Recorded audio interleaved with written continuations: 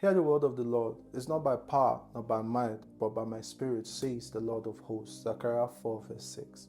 So whenever the Lord of hosts is mentioned, it means it's no longer a challenge against you. It is a battle that challenges him, that defiles his name. It was the same reason a juvenile named David could face a giant that terrified the entire camp of Israel. This young lad might have been ignorant in the art of warfare, but he realized that the Lord of hosts had been defiled, making this a battle that has already been won even before it started. Why else would he pick a stone over a sword and a sling over a shield? Whenever you are faced with a challenge, identify which name or attribute of God it opposes, and then judge that mountain by declaring the character of the name it defiled as revealed in His Word. If a challenge with illness, don't make it personal. It's an affront on His person, on His name, Jehovah Rapha. How can I submit to one that is called the balm in Gilead, the great physician, and suffer an impediment in my health? My health was tied to His stripes. His stripes was the signature to my wholeness, the receipt of my sound health. It's like paying for groceries and getting home, you realize that an item that was paid for was not given. You will go back to the store, to the point of transaction, and demand for it. No, it's nothing personal. It's just that it's on the receipt. When you are challenged, go back to the point of transaction, His word. He's not a man that he will lie, neither will he change his mind when it gets to your turn. Declaring God's attribute as revealed in His word is placing a demand on what's on the receipt.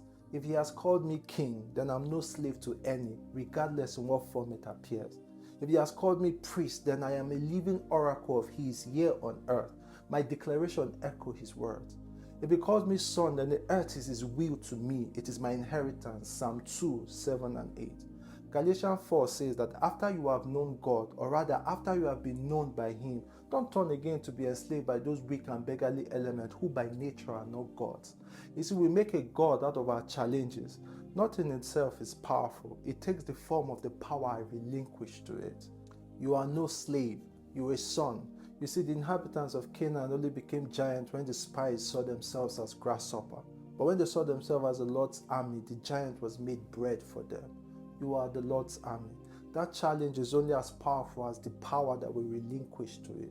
To one, the Lord is saying, now that you have done all that you can do, stand. Stand still and see the salvation of the Lord. To another, He's saying, do you trust me? If you do, then march forward. And to someone there, strangely, He's saying, there are some times that it will require your ability, your effort, but not this time. This is mine to do. It is not by power, it is not by might, but by my spirit, says the Lord of hosts. God bless you.